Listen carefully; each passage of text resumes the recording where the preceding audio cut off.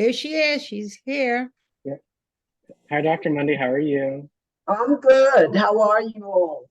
Hey, Dr. Good, good. Monday. I saw that you were on the book club earlier. I hope you I was, enjoyed. it was so enjoyable. I had so many comments, but I also enjoyed, hearing the comments from our seniors. We're all there and we all have experiences. And I said, oh my God, this is a great book. Really an excellent choice. Mm-hmm. Thank you, Dr. Mundy. I look forward to your presentation. Yeah. All right. Let me see if I can get this going right now. Let's see. From the beginning. Are we there? Yes. Yeah. Okay. All right. So we are, let me take this off. We are now on the 11th session of talking about eating our way to a better health. And I hope that many of you have been able to participate in most of those sessions. So I just wanted to recap so we could see where we are because we're now coming to the end of this whole presentation. We started out talking about the benefits of eating healthy.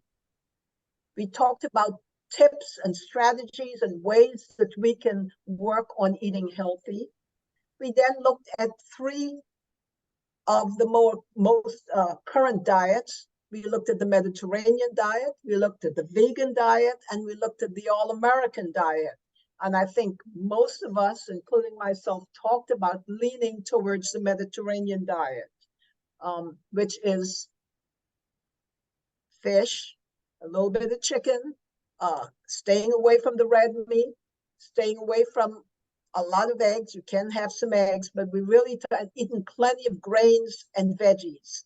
So I'm hoping that as you work your way and using the app that we talked about using every month, and I know Alex has it on every presentation to remind you to use that app, because after we're finished with 11 presentations and sessions on eating our way to better health, you will now have that app that you can rely on, go to, get questions answered. That will also take you to the Food and Drug Administration website, Department of Agriculture website, that will also have tons of resources, recipes, etc., that you could use to continue eating healthy. Today, we want to focus on an area that we kind of talked a little bit about because it was related in some of our presentations. But today, let's learn a little bit more about food allergies, sensitivities, and intolerances.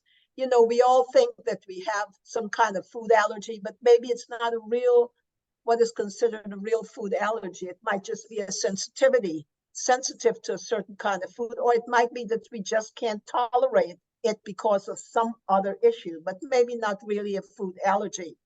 And learn why we need to know the differences, because it does matter when we look at what we're eating and we're trying to eat healthier.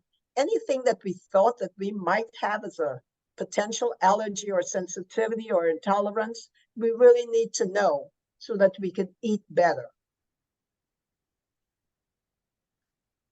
I so like this quote from MD Anderson Cancer Center website, and I keep reminding you because it's such a simple way to remember what you're trying to do. Our body is like a car. A car runs on gas or electricity. Our bodies run on food. If you think about all the things that could affect the way you feel, the way you get diseases, food is the most important thing. What we put in our bodies affects how we feel. It affects how our body operates, and it also affects our risk for diseases, medical conditions like diabetes, hypertension, heart disease, cancer, all those big things that you hear about every single day on the news, people you know, all of those things, a large part of it is reliant on how we treat our bodies and what we put into it. So please try to, if you ever think, you know, maybe things are not working out for me, just think about my body needs the right kind of food in order to be the best of health that I could be at this particular point in my life. I'm not going to go through this, just a reminder.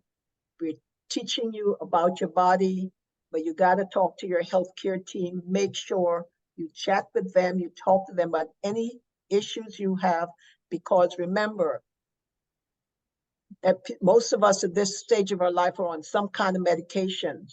If we make changes in our diet, it can affect the medications we're taking.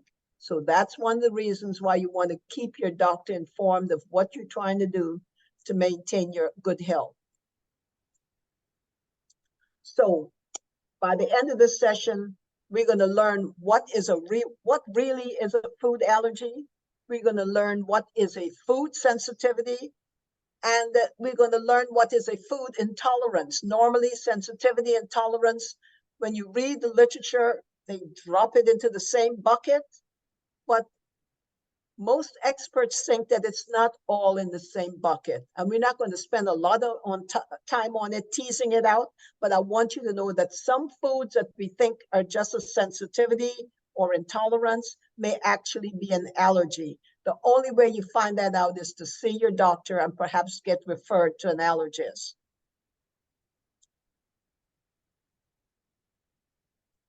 So here are some foods, and I'm looking at it too, you know, these are foods that we either tell people that we know someone who has an allergy to it or an intolerance. I have an intolerance to milk, to animal milk. So cows, goat, you name it, any kind of animal milk, I have an intolerance to. Some of you may have intolerances to different kinds of nuts, sesame. I know we've talked in the past, some people who had an allergy to shellfish. And I remember someone saying, well, you know, I used to be able to eat shellfish, but now for whatever reason, I can't eat it anymore. So that is all important to know.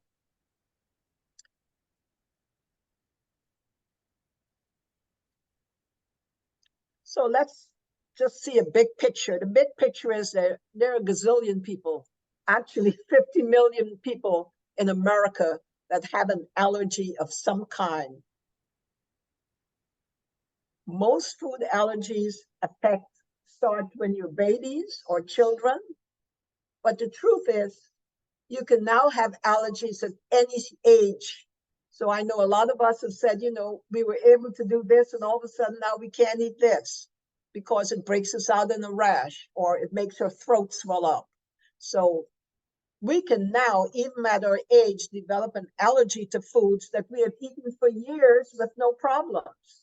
And perhaps, you know, as we go along in this presentation, some of you could share that kind of, you know, personal history of, you know, things that have happened to you. And then you find out, wow, I can't eat this anymore because I'm getting this rash. So what is a food allergy? That's the first thing we want to talk about. And you're going to see the difference between a food allergy and some foods that we might not be able to tolerate. That's what intolerance is. But a true food allergy involves our immune system. What's our immune system in our body? It's that part of our body that has a group of cells and proteins that work to protect us from harmful things. Those things might be bacteria, or it might be food, but the immune system works to protect us. So that's what an immune system, our body's immune system is. It helps to keep us healthy by fighting off dangers and infections to good health. Excuse me. Yes. Are we still looking at the picture saying eating our way to better health, or have you changed the screen? I'm sorry, say that again. Are we still looking at the the picture that's on the iPad that says eating our way back to better health. No, you shouldn't be looking at that. You should be seeing, you're not, is everyone not Yeah, seeing? it's been like that for the time, Dr. Mundy. I thought you were just doing a review. So Alex, no, you'll see the first slide.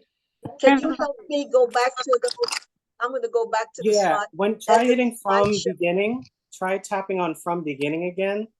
Okay, right there. Now there you go. Your screen changed. Now you're at what is a food allergy. Okay. So I'm not sure what you just changed, but it went to the slide that you're talking about. Okay. All right. So let me go over. I'm gonna go back a little bit. No, do that. Are you all okay with where we are right now? Not really. Yes. Yeah, I mean, you just went over some basics, so I think you could just quickly go over the objectives and then the overview if you'd like. Okay, I'm gonna go back. Okay. I'm gonna go back to the objectives. Yeah. So this session is covering food allergies, food sensitivities, and food intolerance. And why is it that we ought to know what the differences are, because they're not all the same. Okay. And then we looked at this picture that shows all the different most common things that people have some kind of intolerance to, or sensitivity or allergy to. Okay. Is somebody, I'm gonna do And sorry, please make sure that you mute yourself if you're not speaking, please. Thank you. okay, Go ahead, Dr. Mundy. sure. And then we talked about just a broad picture that over 50 million people in the United States suffer from some kind of allergy. So if you're one of them, or you know somebody who has an allergy, you're one of 50 million Americans. It's pretty common. But food allergies symptoms usually start most commonly when your baby. Allergies and stuff. I'm not sure why. Okay, that's good.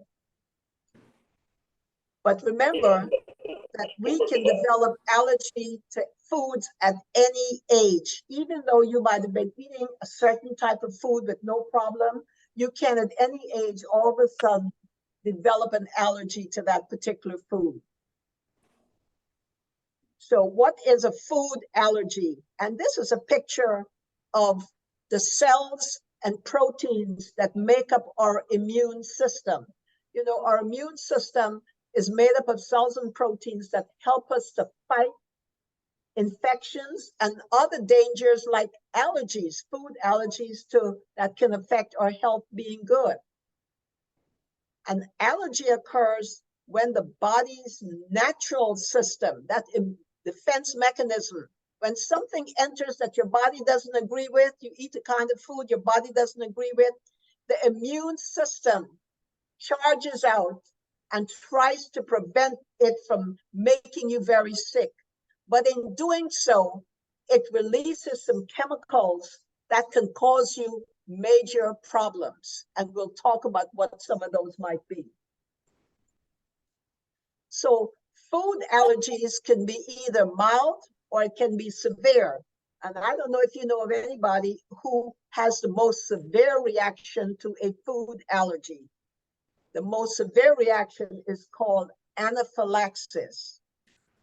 Is that your throat, if you eat food that you are really allergic to, and that immune system begins to work to try to prevent you from it making you very, very ill, your body actually quickly goes into an emergency. Your throat starts swelling up, your blood pressure goes down, your heart rate goes down, you begin to feel weak, dizzy, and feel like you're going to pass out. That's a most severe reaction that you can have to food allergies.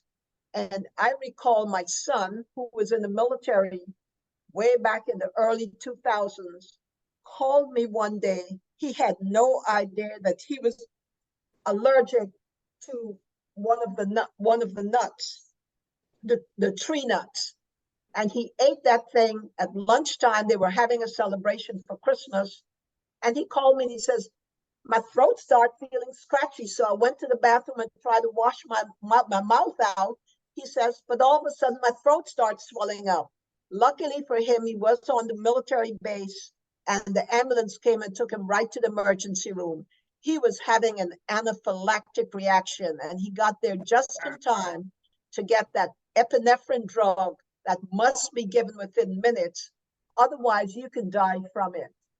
So that's a true allergy. And you see the picture on the side where someone is actually giving themselves, you can give yourself the medication, epinephrine, that you get, they're giving themselves right through their clothes because it's very important to take that within minutes. And we'll talk a little bit about how you're going to manage that if you have severe allergies. The other type of food allergies you can have, it could be mild. It could just be a rash or hives, and that's considered very mild. You can probably take some antihistamine, for it, or go to your doctor, and your doctor can also prescribe some medication for it. But the main thing is you're going to have to find out what exactly you're allergic to, or is it an intolerance, or is it a sensitivity?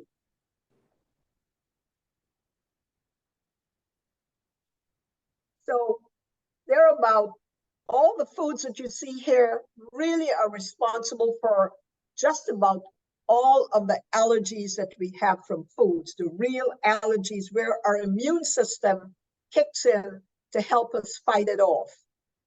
Eggs, milk and dairy, peanuts, and tree nuts. Notice they separate the two, peanuts and tree nuts, fish, shellfish, wheat, soy, and sesame. And you see some pictures of those things there. Now let's take a closer look at nuts. This is important because, everything that's called a nut is not a nut. Some of them are actually seeds or legumes. So tree nuts grow on trees. They're nuts that actually grow on trees, like cashews and Brazil nuts, hazelnuts, pecans. Those are tree nuts. Peanuts are not really a nut. It's considered a legume because it's in a pod, isn't it? It's in that pod that you have to crack open. Yeah. That is a legume. And that we eat, the peanut, is really a seed. It grows in the ground. Does everybody understand the difference between a tree nut and a peanut? A peanut is really not a nut. It grows in the ground. Tree nuts grow on trees. Now, this is one of the reasons why if you think you're allergic to any kind of nut, it's important for you to see your doctor about it because decisions have to be made based on what nuts you might be allergic to. So you have to get diagnosed in terms of what nuts you're actually allergic to. Some nuts, if you're allergic to one type of nut, you're probably allergic to another type, like cashews and hazelnuts are related. If you're allergic to cashews, you might be allergic to hazelnuts, but you're not quite sure. You have to see your doctor and get worked up about it. So let's stop for a minute. We've talked about what is really a food allergy. That's the only thing we've covered so far. Let's talk about it. Does anybody have any questions about food allergies or any experience they've had that they're wondering about whether it's a food allergy or not? And I see Brenda's hand up. Yes, Dr. Mundy. One of the foods that I used to eat, well, it's a fruit. I used to eat pineapple, fresh pineapple a lot, loved it.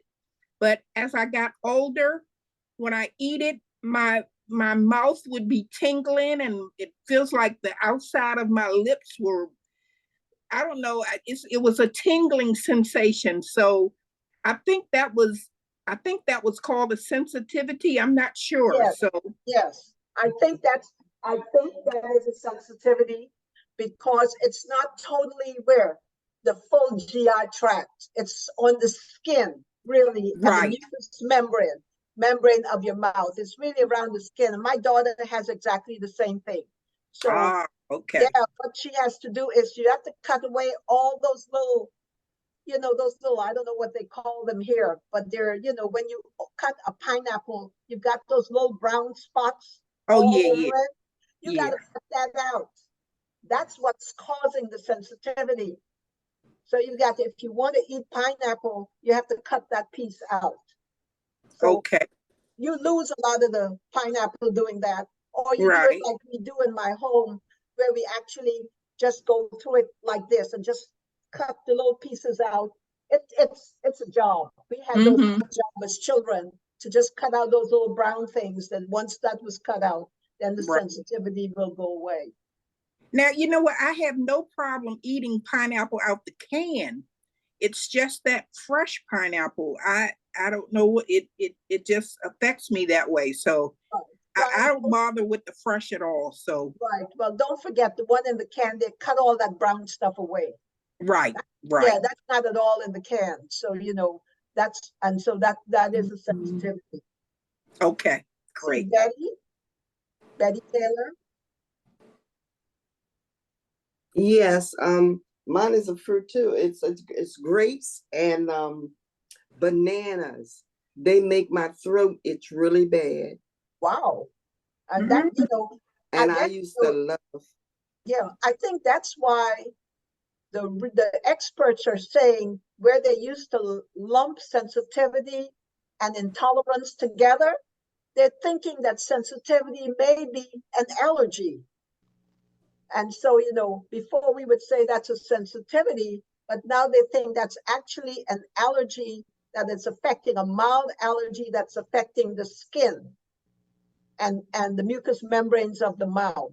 So I think what you have there is, but have you always had a problem with bananas and grapes? Oh no, I loved man up until about maybe 4 years ago, 4 or 5 years ago. Yeah, And the then I other thing, realized it was the bananas and the grapes. So you I know what don't eat them. the other thing they're saying is that Chicago Donald Ariane. the other thing they're saying is that because these fruits are mixed with other fruits, as they're being I'll handled, call you back, Donna. as that those fruits are mixed with other fruits as they're handled and prepared for market and sold in the stores, that some things are rubbing off from one fruit to the next. So if you're really concerned about it, you really should talk with your doctor and perhaps you need to get some allergy testing. Okay, Diane Lee. Okay. Let me see. Good Diane? morning, Doc. Good morning, Doctor. Well, good afternoon, Doctor. Hi, good afternoon, Diane. I used to eat peanut butter and used to love it in cantaloupe, but all of a sudden, every time I eat them, I have diarrhea. Okay, so you're having an intolerance. We're going to talk about it next. It sounds like you're having an intolerance because it's affecting your food pipe, your GI tract, your gastrointestinal tract. So it sounds like a food intolerance. We'll talk a little bit more about it for you to have a little bit better understanding. Thomas? Yes. Hi, Thank you. doctor. How you doing? Good, Thomas. Listen, when I was a young boy, I could eat anything. I mean, anything. And I find now that I'm much older, I do have a sensitivity to certain foods. But you said something earlier that I did not know until you told me. And that was the medications that we take can affect how we handle food. Yeah, it can. It can affect that's why you've got to, when you go to the doctor, say, well, what medications are you taking? Are you taking anything over the counter? Are you using any salves or anything? They really want to know because the understanding is that A lot of things are happening to our patients because we don't understand all that they're doing or taking at home or using at home. And so we really can't come to a good conclusion as what's going on with the patient. So it's important. True. Good point to bring up. Geraldine? Okay, hi, Dr. Monday. Hi, Geraldine. Hi. Well, my son was eating some nuts the other day. Now, he had been eating these nuts all along, but all of a sudden, he broke out in a rash and he had hives, and I gave him 2 Benadryls. Now, the Benadryl helped him eventually. You know, it wasn't like he had gone to the doctor and gotten a shot right quick. But we were going to go to the doctor, but the Benadryl started kicking in. And so we didn't go to the emergency room. We were going, but we didn't go because the medicine started kicking in. So he all of a sudden is allergic to these nuts that he's been eating all the time.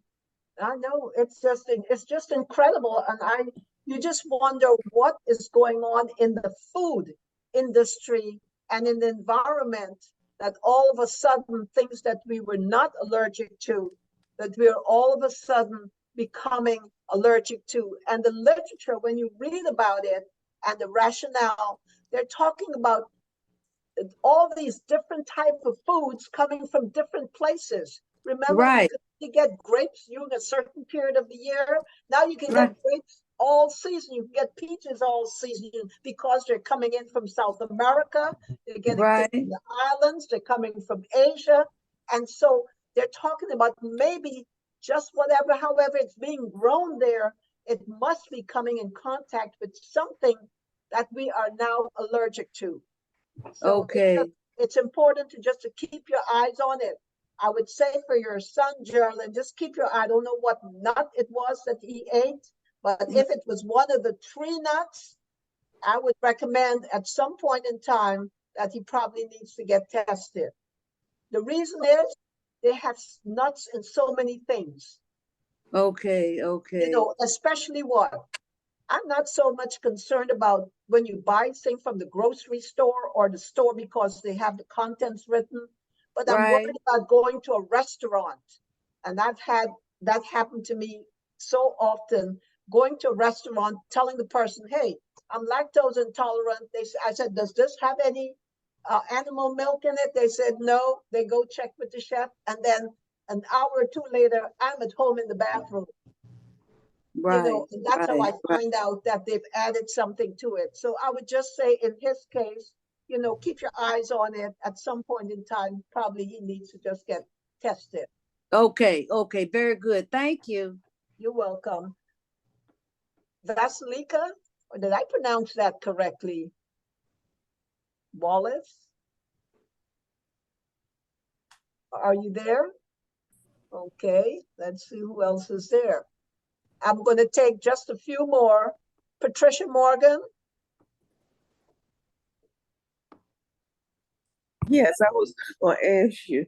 I know you talked about the fruits and vegetables, and you like fish or anything. If you're having an allergy, but if you ain't having an allergy and you're having a scratching in your throat, like I pulled up on my phone, is Benadryl good? Just an itching after you digest.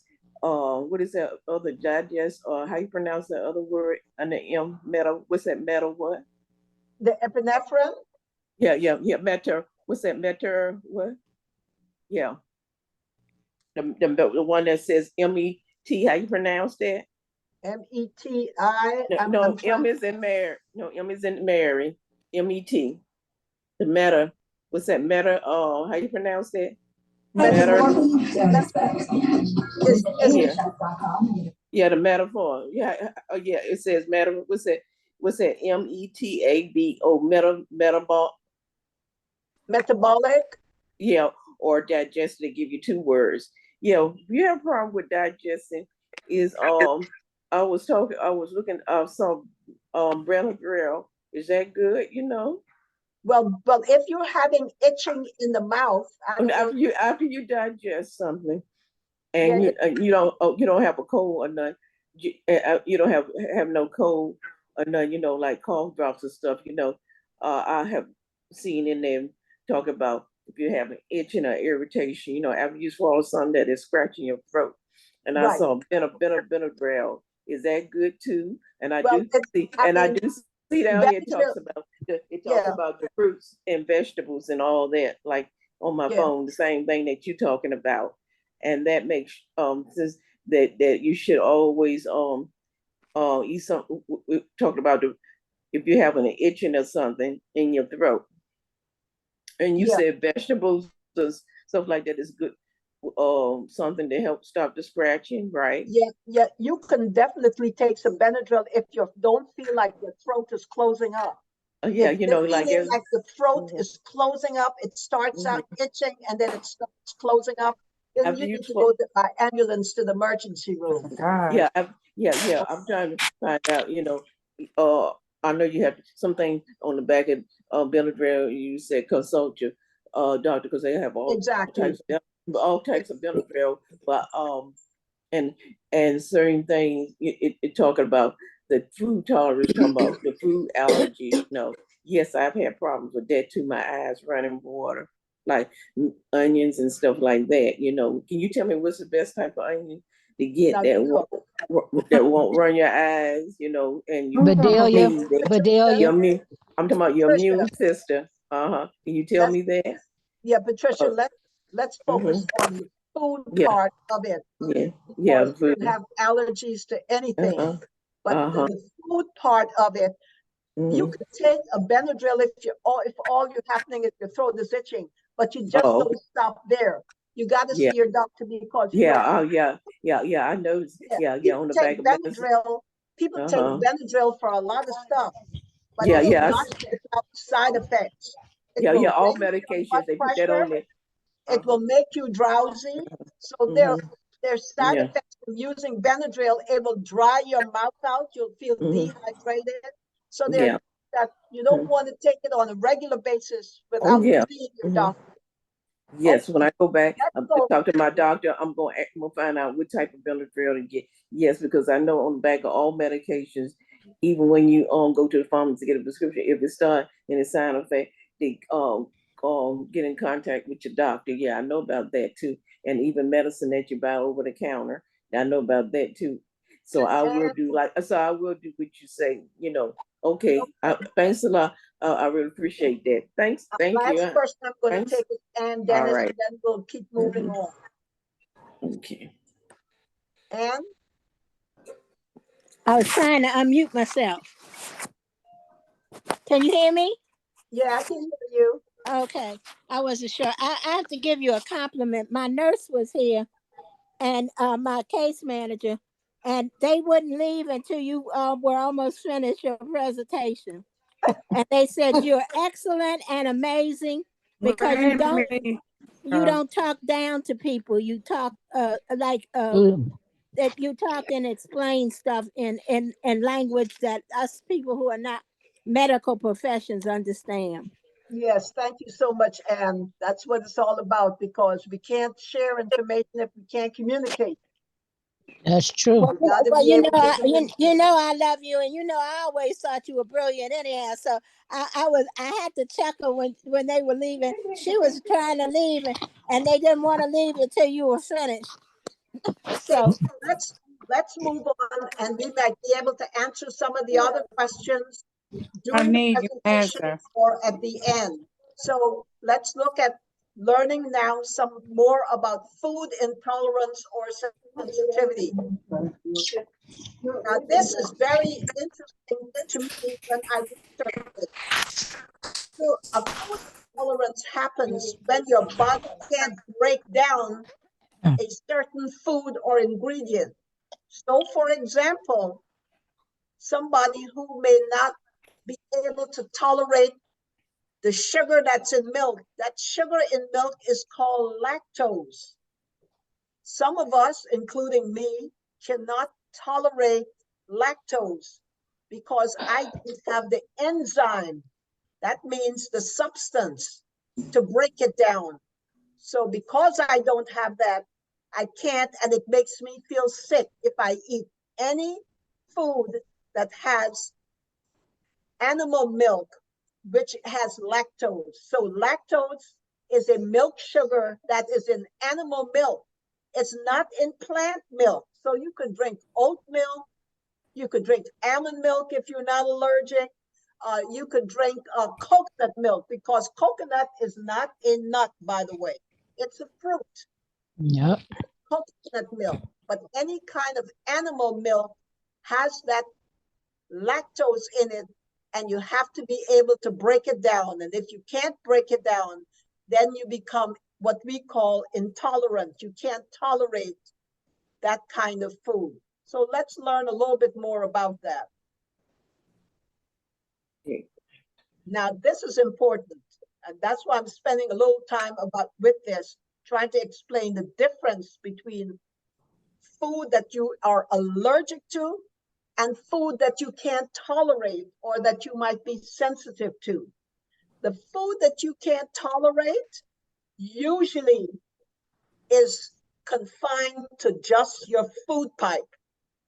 What is your food pipe? Your GI tract, from your mouth all the way down to where it exits, from entrance to exit of food. That's your GI tract.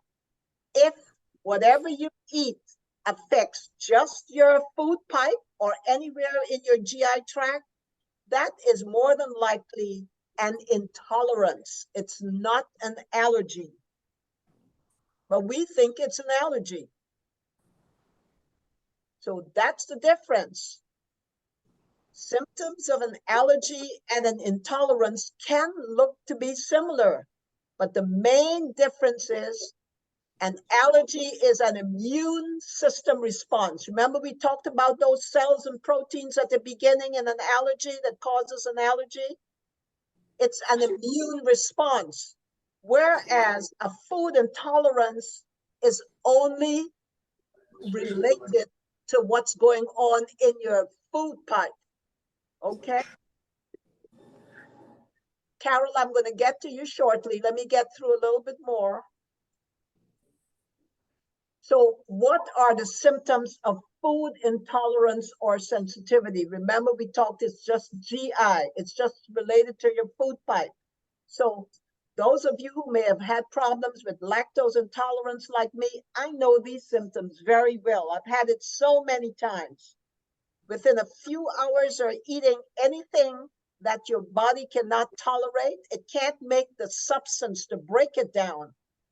You will experience diarrhea, gas and bloating, heartburn, nausea, stomach pain, upset.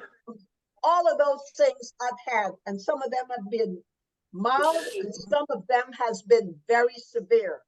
And guess when it becomes very severe? This is all related to what we're learning through all these 11 sessions. If you're constipated and stopped up, and you have backup of stool in that GI tract in your food pipe, and you eat something that you might not be able to tolerate, it'll make you feel very, very sick. You'll break out in sweat because the gas can't get through because you're stopped up. The gas cannot get through, and you have a lot of pain in your stomach. You start sweating. You'll even have pain up in your left shoulder because the gas is built up in your stomach. Your stomach is on your left side of your body. And if you're stopped up and that gas from that lactose or whatever you're intolerant to builds up, it can't get out. And so that big bubble of gas sits right in your stomach and it makes you feel like you're having a heart attack because your stomach hurts. Yeah. Okay? So that's one reason why you want to keep your bowels moving.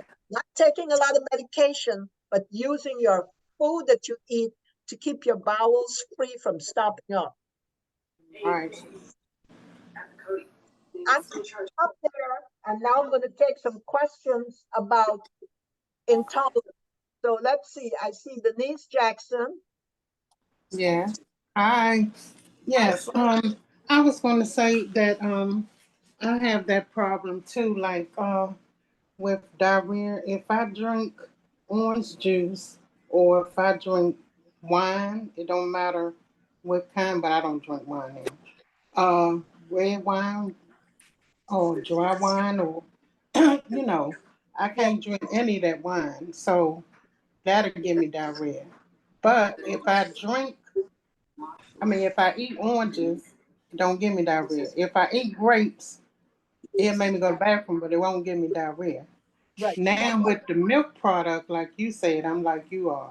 I can't drink that, but I can do it. But I'm going to go to the bathroom, but I won't have diarrhea. I just have to go to the bathroom. I know. And, No, and my coffee. The whole day's activities planned around Yeah, when you go. yeah, exactly. And when I drink coffee, I'm definitely going to the bathroom.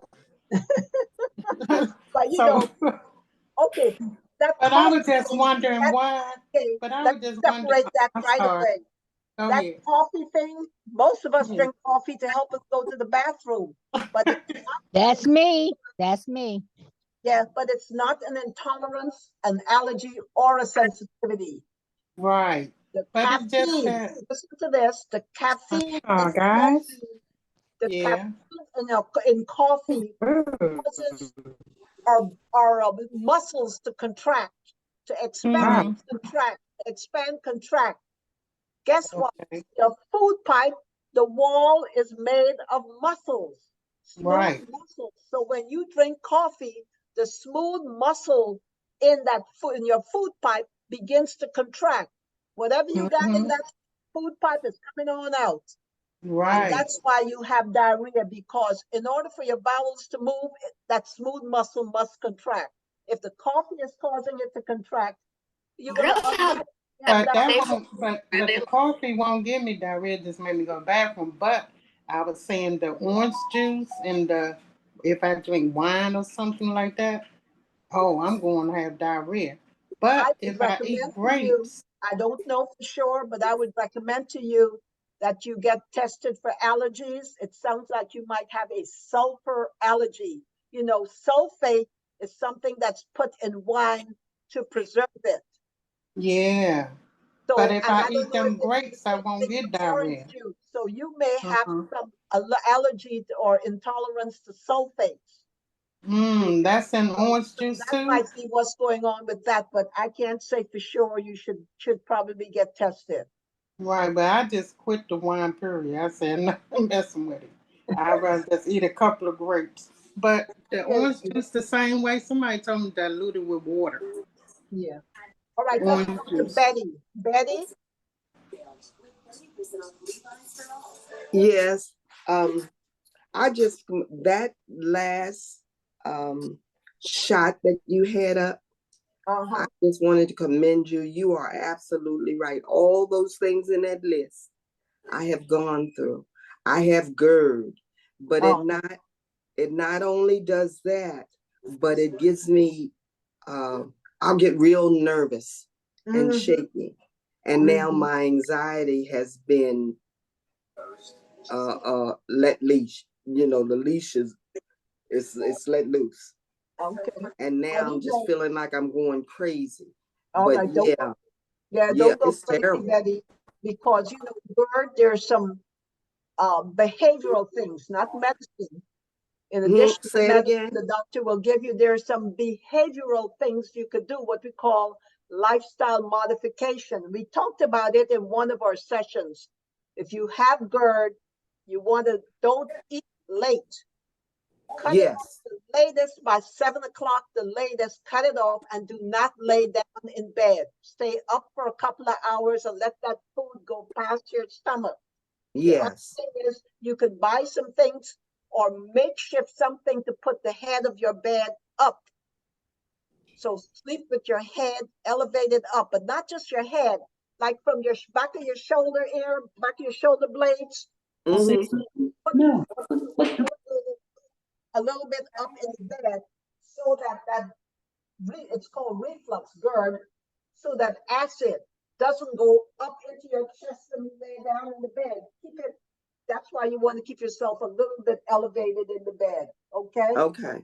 And Okay. then watch some things. Okay. Ibuprofen, aspirins, I can't caffeine. take it. I'm allergic to aspirin. Yeah, caffeine, alcohol. Those are some of the things, naproxen, any of those NSAIDs, you know, some of those things, if you don't take it with food or you take a lot of it, it will aggravate that GERD. So just try those things and see if you can get some relief, but I hate it. And if you can't get any relief, of course, you got to take a course of medication. Sometimes it's take it for a couple of weeks. Sometimes they want it on you for a long time. But you want to make sure that you're staying with your doctor, because some medicines that you take you have to take what we call a holiday. Take a break from it and start it again. So talk to your doctor if you have to take medications. What is the best medicine for you to take that will not give you any additional risks or side effects? All medications have side effects. We need them, but we have to be careful how we use them. Okay? Yeah. All right. Thank you, Dr. Mundy. I appreciate you. Thank you so much. You're welcome. Let's see who else is up. I'm trying to raise hand. Okay. Whose else is it? Let's see. Anybody else? I don't know. I see Miss Carol Fletcher has her hand raised. Okay. Carol. Miss Carol, did you already ask your question or no? Yes, I did. Well, it wasn't about the lactose, but I sent Dr. Lundy a text saying, you know, I've been eating red meat for years, and lately, now that I eat the red meat, I have gout, and I'm trying to understand about the red meat. Is there anything you can help me with? Because now, when I eat it, I start swelling. Yeah, well, you know, there are some people who actually become allergic to red meat. I can't, tell you what in the world to do about it, other than, make sure you see your doctor, because they can do an allergy test for that. But there are some people who have become allergic to red meat. So talk to your doctor about that. Okay, all right, thank you. I was just wondering if there's something different in the meat. For years, I've never had a problem, so all of a sudden now I do. So I just thought you might have known or something was something in the product of red meat. Yeah, it's either an allergy or if you have gout, that may just be aggravating it. Okay. No, okay, thank you. Thank you, Ms. Carol. Ms. Vasilica, did you already have your question answered or no? No, I did not. Can you hear me? Yeah, we can hear you, Ms. Okay, I wanted to ask a question about the intolerance. When I first eat ice cream after not having it for a while, I get the reaction, the intolerance reaction, that lactose. However, when I eat it maybe a day after, I don't have the reaction. Are those enzymes developing or coming about in my body that fast that I just get the reaction when I first eat it after a while? I mean, is there such a thing as a tolerance? You build a tolerance? Guess what? It's actually the opposite, Betty. It's actually the opposite, because what they're finding out is that as you get older, the people who are lactose intolerant, it gets worse.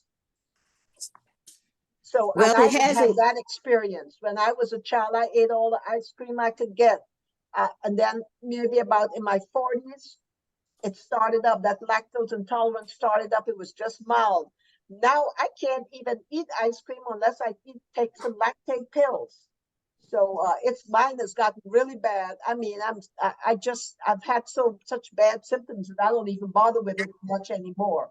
But that shouldn't be. That's not really, I'm not sure what's going on with that. I'm wondering, did you eat regular ice cream? Because right now they're making a lot more choices in ice cream that have lactate in it.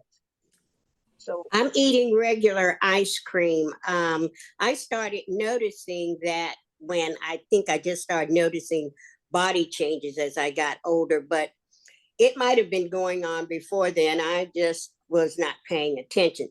Yeah, but I was wondering about the tolerance being built, because I went to an allergist when I developed what did I develop? Eczema.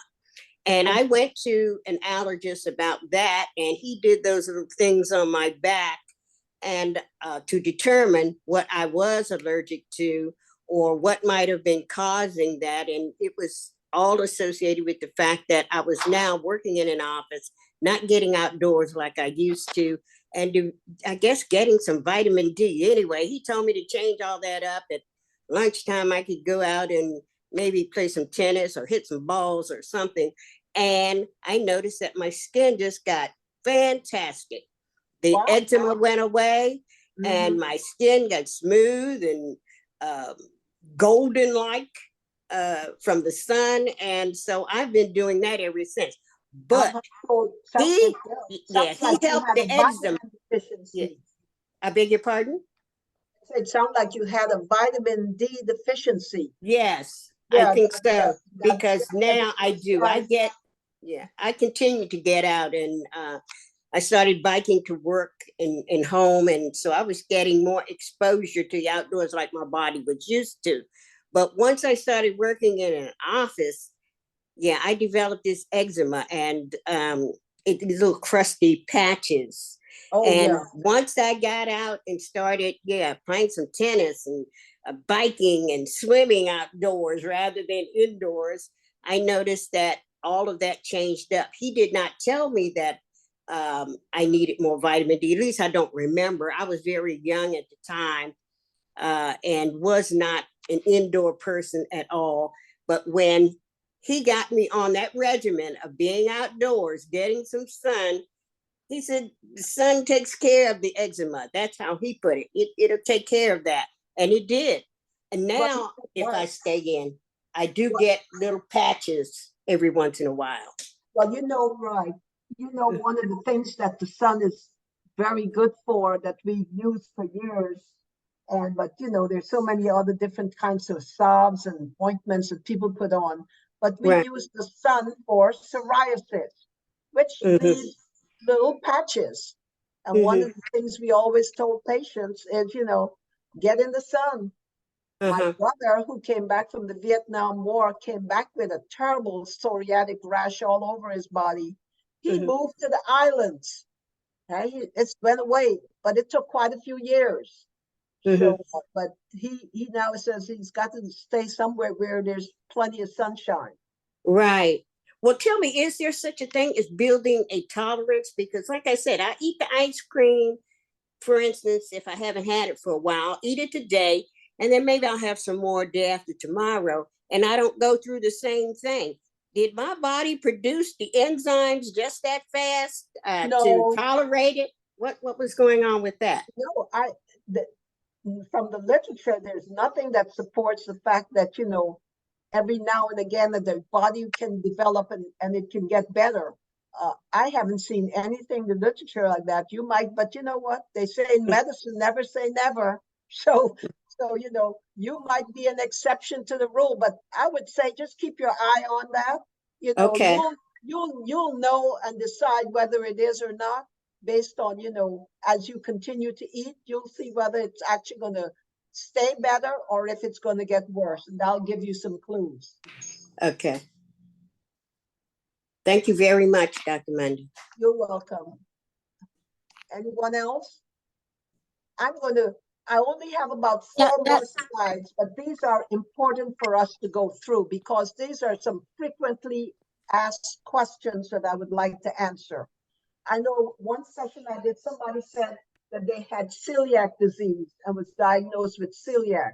People always want to say, is this an allergy that you have or is this an intolerance? What is it? Guess what? It's neither a food allergy nor a food intolerance. It has nothing to do with food. This is celiac disease is an autoimmune disease. And what that means, I don't know, I think the term lupus, and I'm trying to think of some more autoimmune diseases, rheumatoid arthritis, sarcoidosis. Those are all autoimmune diseases where your body attacks its own cells. It sees I got muted. And attacks it.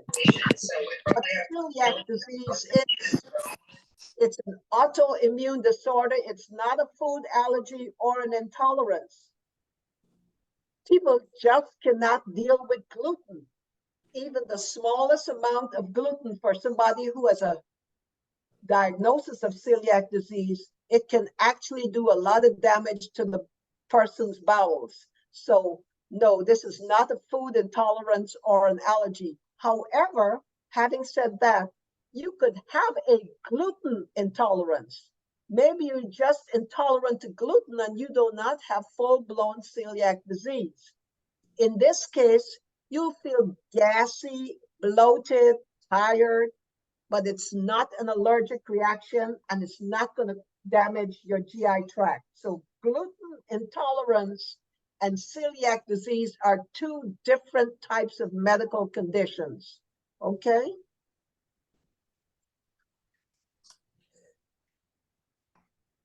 Now, this is a good question. I know when I practice, I would have people come in and says, oh, you said, ask the kid, is your kid allergic to anything? Yeah, they're allergic to penicillin. Well, when did they have it? What happened?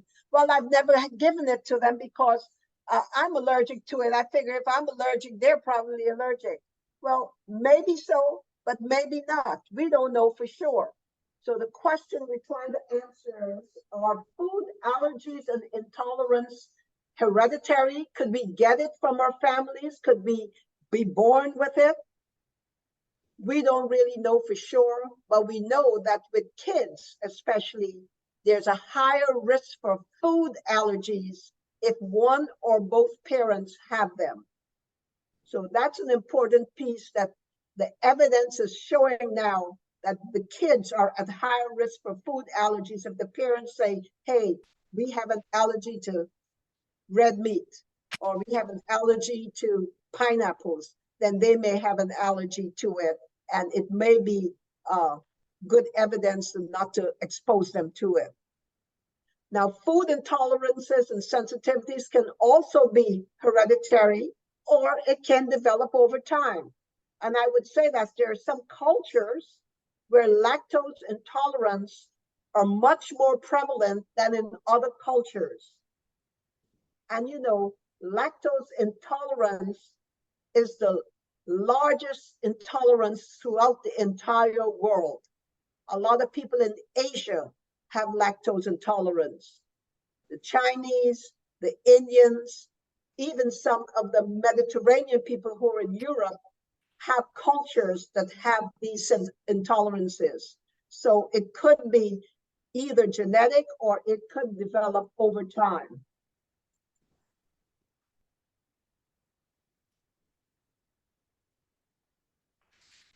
Now, when do food allergies develop? We talked about this a little bit in the beginning. It can start usually in childhood. You find a lot of little kids and babies, mothers they're allergic to milk, nuts, they can't get them to take the breast milk, or they can't get them to take the bottle, and the doctors have to put them on special milk because their tongue turns out that they're allergic to milk, nuts, eggs, and soy. Sometimes, however, those allergies, as we said, can develop later in life. So we can't bet on anything when it comes to food allergies. We know that there is some prevalence during childhood, but we know now that we can develop allergies at any point in our lives. And the same thing with intolerance and sensitivities. It can also develop or worsen with age. So here's the evidence that lactose, especially as you get older, your body produces less of the enzyme to help you digest lactose in dairy products. So that is why, as you get older, if you have a lactose intolerance, you know for sure it is a lactose intolerance. It just gets worse as you get older. Now, how to know if you have a food allergy or intolerance? I love this statement that one of the dietitians said. Look, and because this happened to me, if your symptoms are keeping you from your activities of daily living, for example, if you plan to go somewhere and you have to figure out, oh, where are you going, how long you're going to be gone, and when you're going to need a bathroom, then it's time to see somebody professional about it. We've been living with these symptoms of allergies and intolerance for so long that we think it's something that we have to put up with, but we never really got diagnosed. So I think it's important to try to see an allergist or start with your private doctor or health center team. Maybe they have a dietitian on at your health center, and begin to see what these symptoms are, and is this something that you can manage a little bit better, rather than you living your life around whether there's a bathroom available or not. But that's how a lot of us are. That's what we do. Now, where's that food intolerance? Just so you have some information when you see your doctor, if you're thinking about going to see a doctor or a health specialist about it. The diagnosis, they have just a few tests that are done. The allergy test, they can do some blood tests and they can do some skin tests. So those are two types of tests they can do to determine what kind of allergies you have. Now for lactose intolerance, they actually have a specific test that can be done that can diagnose lactose intolerance, and it's called a hydrogen breath test. It's pretty easy, simple test. So if you think you might have lactose intolerance, you're not quite sure, you want to try to find out, don't be afraid to go see your doctor and have that test done. The other thing that the doctors look at is keeping a food diary. Before you go to the doctor, it's important to have a food diary. Write down what happened to you when you ate this food, or maybe something happened after and you didn't know which food it was related to. But write it down, and if you wanted, if the symptoms weren't real bad, you try the food again and see if the same thing happens. Write it down in your diary. This way, when you go to the doctor, they're going to ask you, what food did you eat when the symptoms started? Have it ever repeated itself? And you want to be able to give them that kind of information that will help them determine what's going on with your body when it comes to food. And then the other thing that the doctors will recommend after they do all this testing, one of the treatment they'll recommend is to try to stay away from the food. So they'll say, you know what, try not to eat it and see if those symptoms occur. If they recur, then it might be something else. But let's see if we can just not eat it and see if we can now make the diagnosis just by eliminating that out of your diet. So here is what the doctors will usually recommend, and it's not for everything, but this is just some main things that they will discuss with you. Just stop eating the offending foods. Like I do, I just can't deal with it because I don't want to deal with the symptoms of looking for a bathroom and surrounding my life about where's the next bathroom and is it clean or dirty. I don't want to go through that. So I just stop eating foods and have, animal milk in it. So I drink the oat milk. I like oat milk, and I've gotten used to that. That's what I use with my cereal. I also have lactate pills. I always take lactate pills with me if I go to a restaurant, because I'm not sure what they have in that food, and I'll take a couple of them just to make sure, because I don't want to go to the daggone bathroom. Then the other thing that can be done is trying some over-the-counter medication for minor cases of food intolerance. And so they just give one example is the lactate, but there's some other things that you might try if you have minor cases, or in the case of a minor food sensitivity, using some Benadryl, very little, and then trying to cut out the offending food. The third one is very important, and I can't overstress this. If your doctor determines and tells you you have a significant life-threatening allergy, please fill that prescription for epinephrine auto-injector. You should have one with you at all times. Have it at home, carry it in your pocketbook. If you're going out to eat, make sure that you have it with you, because if you have a life-threatening allergy, you can help yourself by just taking it out, making sure you read how to use it before you even begin to think about using it. When you get it filled, read the instructions, look at it. Also, your family members, if you have people at home, somebody also should know how to use it just in case you can't use it or not able to use it because you're incapacitated. So you and somebody close to you must know how to use it. So make sure that if you have a severe allergic reaction that's life-threatening, you want to make sure that you have that. And that's it. Now let's take some questions and we'll wrap it up. And Dennis?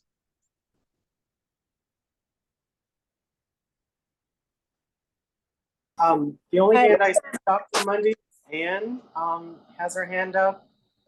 Okay, Dr. Monday, I've been having lately a lot of gas and acid reflux, and I've tried. Mostly what I eat is vegetables and that. So is that a problem? Maybe I'm allergic to vegetables or something, or I'm sorry, and I didn't hear the first part. I said I've been having a lot of gas. Oh, gas. It can that be attributed to stress too? Yeah, well, it could be a combination. You know, our body is such a complex organ. Our body is made of what?